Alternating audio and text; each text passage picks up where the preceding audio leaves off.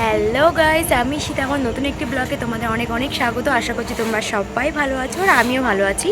তো আমি এখন যাচ্ছি বাসন্তী পুজোর ঠাকুর দেখতে।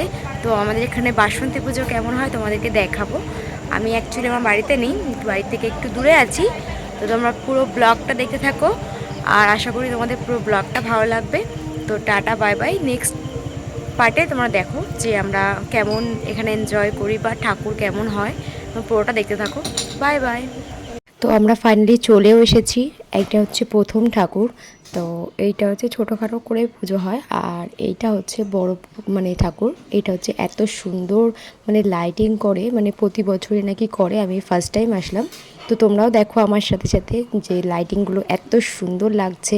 পুরো রাস্তাটার মধ্যে মানে অনেকটা এরিয়া জুড়ে লাইটিং, আর ছোট ছোট বাচ্চাদের জন্য এইসব ছোট ছোট লাইটিংগুলো করা হয়েছে। আর হচ্ছে এরপরে আমরা ঢুকবো মানে যেখানে মেন ঠাকুর, সেটা এটা হচ্ছে গেট।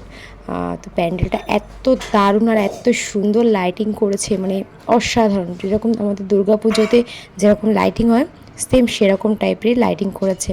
তো কাচের বোতল দিয়ে লাইটিংটা করা। তো বোতল দিয়ে লাইটিং হয়নি, আরও অনেক কিছু দিয়ে লাইটিং হয়েছে, বাট আমি এত কিছুর নাম জানি না।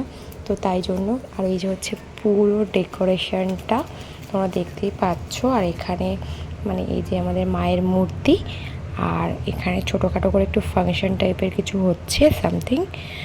আর এই যে হচ্ছে পুরো মানে প্যান্ডেলটা মানে এত সুন্দর করে নাকি প্রতি বছর, আমি তো অতটা জানি না।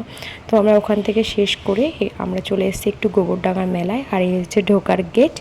মানে মেন কথা ঠাকুর দেখার ইচ্ছা হচ্ছিল না, মানে অনেকটা দূরে দূরে বলে, তাই জন্য আমরা অলরেডি মেলায় চলে এসেছি। তো এখন প্রায় 10:30 বাজে।